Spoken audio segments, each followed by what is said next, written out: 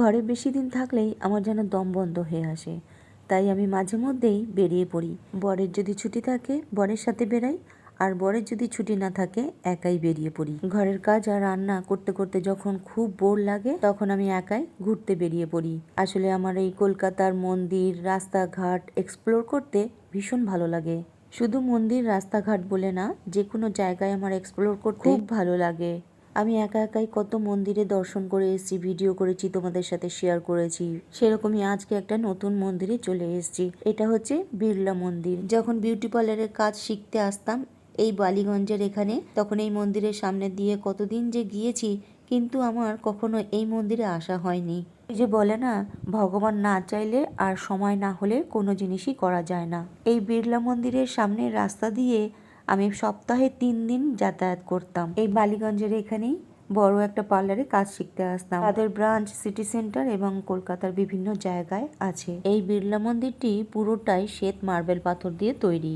বিড়লা মন্দিরের ভেতরে কোনো ভিডিওগ্রাফি বা ফটোগ্রাফি করার অ্যালাউ নেই।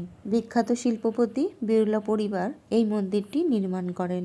1970 সাল থেকে এই মন্দিরের নির্মাণ কাজ শুরু হয়।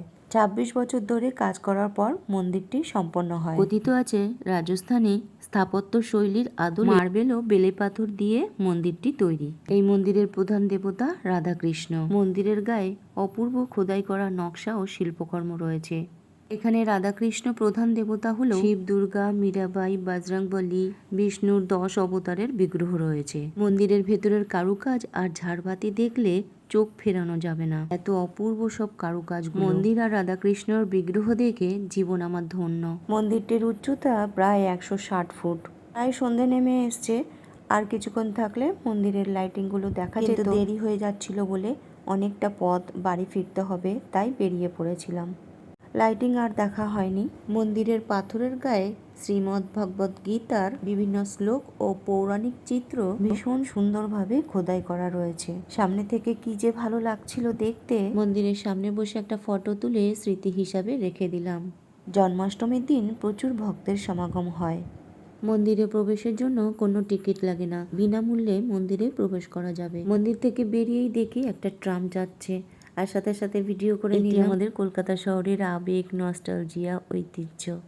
বিড়লা মন্দিরটি খোলার সময় হলো সকাল 5:30 থেকে 11টা পর্যন্ত এবং বিকাল 4:30 থেকে রাত 9টা পর্যন্ত খোলা থাকে। আমি মেট্রো করে গিয়ে যতীন দাস পার্কে নেমেছি, সেখান থেকে অটো নিয়ে এই মন্দিরে পৌঁছে গিয়েছি। মন্দিরের কিছু ফটো তুলেছিলাম, সেটা তোমাদের সাথে শেয়ার করলাম। যারা এই মন্দিরে এখনো যাওনি একবার গিয়ে ঘুরে এসো, ভীষণ ভালো লাগবে দেখতে।